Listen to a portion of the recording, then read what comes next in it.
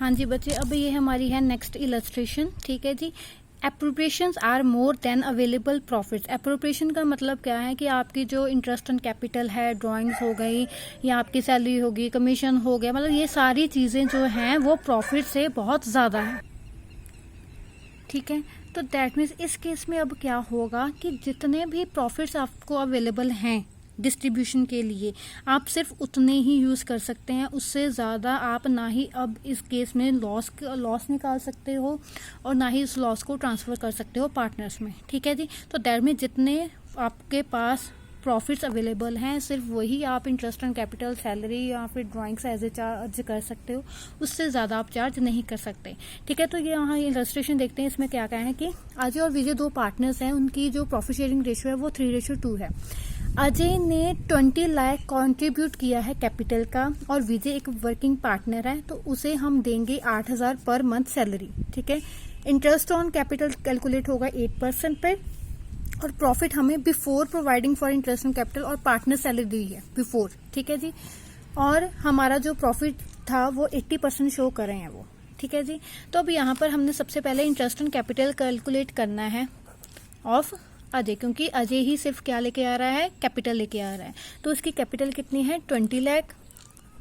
20 लाख पे 8%, तो उसकी अमाउंट कितनी आई, 1,60,000। ठीक है, और दूसरे तरफ एक जो पार्टनर है वो कौन है, विजय है, जो कि सैलरी ले रहा है।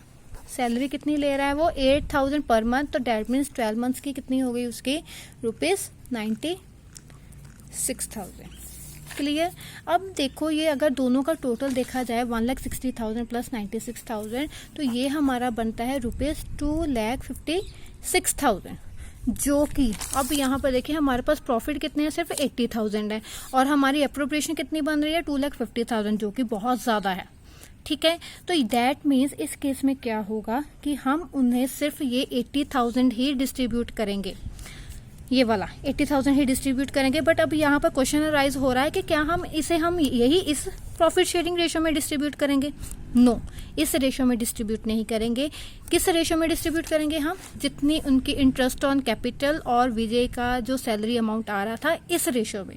सो दैट मीन्स अगर मैं यहाँ पर उनकी रेशियो देखूं तो अजय रेशियो विजय क्या बन रही है, 1,60,000 रेशियो 96,000। सो मेरी यहाँ पर कैलकुलेशन करके यहाँ पर मेरी जो रेशियो है वो बन रही है 5:3। ठीक है जी। अब यहाँ पर मैं करूँगी क्या, यहाँ पर मैंने लिख दिया by profit and loss account net profit कितना है मेरा, 80,000। अब इस 80,000 को मैं किस रेशियो में डिस्ट्रीब्यूट करूंगी, 5:3।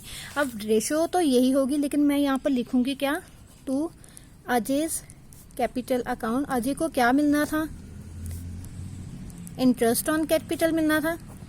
और अगर विजय को, तो विजय की कैपिटल अकाउंट में क्या जाता, विजय's कैपिटल अकाउंट, उसे क्या मिलना था, सैलरी मिलनी थी। सो दैट मीन्स अगर मैं देखूं 80,000 इंटू 5/8, दैट मीन्स इसे कितना मिलना है, 50,000। और विजय को कितना मिलेगा,